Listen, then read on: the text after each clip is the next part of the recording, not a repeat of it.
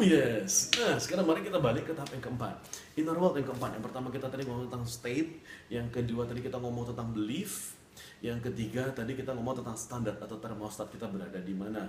Bagaimana cara menaikkannya dengan cara pain and pleasure. Lalu yang keempat kita bakal ngomong tentang vision. Oke. Karena ketika Anda mempunyai mimpi, ketika Anda mempunyai fokus, mimpi Anda tuh seperti apa sih? Gini, ketika Anda mempunyai mimpi, sebaiknya Anda jangan ngerjain sendiri. Sebaiknya Anda mengajak orang lain bersama-sama. Tapi orang tidak suka sama yang namanya goal. Orang tidak suka sama namanya, oke, ini goal, bulan ini kita harus mencapai 100 juta ya. Orang tidak suka dengan yang namanya goal. Orang lebih suka dengan yang namanya vision. Vision yang buat orang, oke, kita misalnya ketika ini di tempat saya, ketika kita bekerja, kita tidak mengejar goal, tapi kita mengejar mimpi di mana kita bisa mengajar di mana-mana. Saya dan staff saya, kita mempunyai mimpi di mana kita bisa mengajar di Hong Kong, kita bisa mengajar misalnya di Amerika, kita bisa mengajar di Moskow, di Mumbai, di Itali, di Australia, di Beijing, dimanapun. Kita bisa melihat mimpi kita, itu besarnya. Dan ketika Anda mempunyai visi, Anda sebaiknya menceritakan visi Anda itu seperti apa. Misalnya visi di mana Anda bisa menolong anak-anak begitu banyak. Nah, ketika Anda mempunyai visi lalu Anda menyebarkan visi Anda tersebut, orang lain akan bergairah. Orang tidak tertarik dengan goal sama sekali. Sekali lagi saya bilang, orang tertarik dengan visi yang akan menggerakkan seseorang. Nah, tapi manusia mempunyai 3 kesalahan berpikir. Kesalahan berpikir pertama yaitu delay. Delay yaitu menghapus informasi. Yang kedua yaitu distort. Distort ini adalah dia melihat apa lalu diterjemahkan seperti apa. Yang ketiga yaitu generalize. Dia mengeneralisasi. Generalisasi itu sepertinya Pak Ronald tuh ngomong tentang ini ya. Langsung membuat pola. Padahal apa betul seperti itu? Belum tentu. Misalnya. Nah, mari kita lihat. Ini adalah satu diagram yang sangat bagus sekali. Ketika Anda mempunyai external event, ketika ada sesuatu yang terjadi pada diri Anda, nah, maka external event ini masuk melalui 5 channel Anda tadi, yang dimana seperti olfactory, gustatory, seperti ya. Nah, dimana Anda melihat, merasakan, mendengarkan, Anda mencium baunya, Anda mungkin bisa merasakannya lewat lidah Anda. Lalu ini akan difilter, ini akan di-delete, sebagian tidak penting akan di-delete. Sama seperti Anda, ketika Anda mendengarkan saya, apakah semua informasi tertangkap 100%? Tidak. Anda hanya akan menangkap informasi-informasi yang relevan dengan Anda.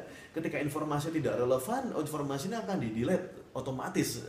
Nah, yang kedua, distort. Distort ini, mungkin Pak Ronald ini ngomong tentang ini. Ketika saya mengatakan hal yang ini, mungkin bisa jadi Anda menangkapnya berbeda-beda. Itu makanya setiap orang belajar dengan cara berbeda-beda. Ketika orang lain mendengarkan video ini, menonton video ini, beliau akan menangkap hal yang berbeda. Oh, Pak Ronald ternyata ngomong tentang ini. Yang ketiga yaitu generalize. Yaitu, Pak Ronald paling-paling ngomong tentang ini lagi.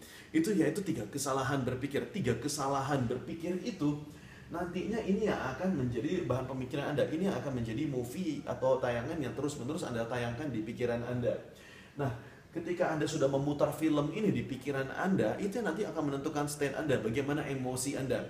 Ketika Anda merasa, wow, ini yang Pak Ronald ngomong ini keren ini, sesuatu yang bagus, Anda membayangkan, ini benar juga. Anda langsung bersemangat. Tapi ketika misalnya ada orang di luar sana lalu nonton, aduh, Pak Ronald ngomong ini lagi, bosan ini Anda bisa mengubah hidup, maka state langsung turun. Oke, state tersebut juga nanti akan mengembalikan lagi. Pikiran akan langsung memikirkan lagi, ini mana yang perlu di-delete lagi, mana yang tidak perlu dipikirkan lagi, mana yang perlu distorsi lagi, mana yang perlu di-generalisasi lagi. Dia akan terus-menerus kembali sehingga dia akan menghasilkan sikap. Oke, pada akhirnya sikapnya akan terbentuk, lalu sikap ini akan memberikan hasil. Hasil jelas mempengaruhi lagi event kita. Nah, ini 3 kesalahan berpikir yang sering kali orang lakukan. Nah, saran saya adalah belajar sebanyak-banyaknya, tidak usah punya prasangka terlebih dahulu, dengarkan saja dulu. Kira-kira ini Pak Ronald bakal ngomongin apa? Kayaknya ini penting nih, kita dengarkan sama-sama.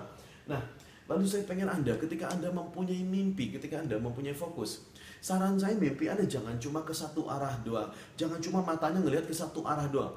Sebaiknya Anda mempunyai bifurcating focus. Itu karena Anda mempunyai fokus, Anda jangan cuma melihat satu mata saja, cuma mimpi Anda lihat, lalu semua di luar tidak lihat. Itu kurang bagus. Yang lebih bagus, Jordan Belfort mengajarkan adalah bifurcating focus, di mana Anda membuka satu mata Anda untuk melihat ini ke mimpi saya, ini yang akan saya lihat, ini yang akan saya tuju. Yang kedua, mata Anda yang sebelah lagi ini melihat ke sekeliling. Apa kira-kira chance yang harus bisa saya lihat?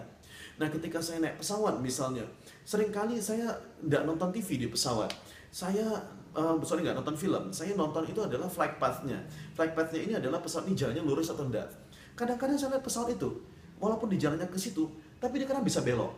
Lalu dia bisa naik lagi. Lalu kadang-kadang dia bisa belok lagi. Cuma untuk menghindari turbulensi. Nah, sama persis dengan mimpi kita. Ketika kita cuma melihat satu arah, kita cuma melihat mimpi kita cuma fokus di sana saja, dan kita cuma fokus dengan cara kita, belum tentu itu adalah cara yang terbaik. Kadang-kadang Anda harus belok. Kadang-kadang harus mengalah sedikit. Kadang-kadang Anda harus mencari jalan yang lain. Tapi itulah jalan yang terbaik, tidak ada masalah. Itu makanya buka dua mata. Anda melihat mimpi, Anda fokus dengan mimpi Anda, tapi Anda juga melihat kesempatan-kesempatan yang berada di sekeliling Anda. Nah, bagaimana cara membuat goal yang efektif? Bagaimana cara membuat mimpi yang efektif? Ketika Anda membuat goal, Anda membuat tujuan. Yang pertama, jelas goalnya mesti tahu dulu. Kalau Anda nggak tahu goalnya seperti apa, Anda mau kemana, ya jelas Anda nggak akan pernah bisa kemana-mana. Goalnya mesti jelas duluan. Yang kedua, kasih tanggalnya. Kalau nggak dikasih tanggalnya, ya percuma. Mimpi tanpa goal, goal tanpa tanggal itu cuma tinggal sekedar mimpi doang. Goal mesti punya tanggal. Kalau perlu punya jamnya sekalian. Oke, misalnya sampai 31 Desember tahun 2014 saya masih punya uang misalnya 600 juta atau berapapun uang Anda sampai jam 0.00. Uang ini mesti ada sama mimpi, mesti ada di rekening saya. Kasih waktu yang jelas, ketika deadline-nya jelas, maka Anda bukan berusaha separuh mati bagaimana cara sampai ke situ. Mata Anda kalau oke, ini sepertinya cara ini tidak bakal bisa sampai 600 juta. Gimana cara yang lain? Lihat cara yang lain. Anda akan mencari cara gimana caranya supaya benar-benar bisa sampai ke situ. Itu makanya penting membuka dua mata. Yang ketiga, Anda cari orang, Anda cari sumber daya yang benar-benar bisa sampai ke situ. Oke, Anda kenalan, siapa kira-kira yang sudah mempunyai uang 600 juta? Siapa kira-kira orang yang sudah sampai uang 600 juta atau lebih? Siapa kira-kira orang sudah sampai 1M? Siapa kira-kira orang yang pernah mendapatkan ini dengan cara yang sangat cepat? Apa yang dia lakukan? Apa sumber daya yang saya perlukan? Saya mesti kerja sama orang yang seperti apa? Sama orang yang mana? Lalu Anda belajar. Ketika Anda sudah belajar, yang paling penting adalah Anda patuh dan Anda mau praktek. Percuma Anda belajar kalau misalnya Anda patuh. Anda praktek, ya percuma aja. Nah, maka seperti sekarang, ketika Anda sudah belajar, yang namanya mimpi masih kasih tanggal. Kalau perlu sekarang juga Anda ambil catatan Anda. Anda ambil catatan Anda tulis sekarang juga, Anda tulis tanggalnya kapan. Siapa orang yang bisa saya hubungi? Apa saja resources, apa saja sumber daya yang saya mesti punya. Lalu Anda belajar, Anda patuh. Setelah itu Anda take massive action. Anda ambil langsung, langkah saya besar-besar dengan rencana yang terbaik. Ingat, tidak ada rencana yang sempurna. Sekali lagi, tidak ada rencana yang sempurna. Kalau kita misalnya, kalau ada orang di luar sana menunggu rencana yang sempurna, dia tidak akan pernah jalan. Sempurna adalah salah satu standar yang paling tidak bagus. Karena ketika nunggu sempurna dan kesempurnaan itu tidak pernah dicapai, dia tidak akan pernah jalan-jalan. Tidak usah nunggu sempurna, cari aja jalan terbaik apa? Hajar, jalankan. Oke? Lalu setelah Anda menjalankan, lihat hasilnya gimana. Kok tidak bagus ya? Loh, kok meleset ya? Apa yang bikin meleset? Gimana caranya supaya sampai ke sana? Analisa, lakukan lagi. Analisa, lakukan lagi. Lalu ubah langkah Anda secepat-cepatnya. Nah, ketika Anda menciptakan vision, saya pengen Anda menciptakan vision yang benar-benar yang great. Jangan mencari vision yang good. Yang paling parah itu tuh bukan Anda punya mimpi ketinggian.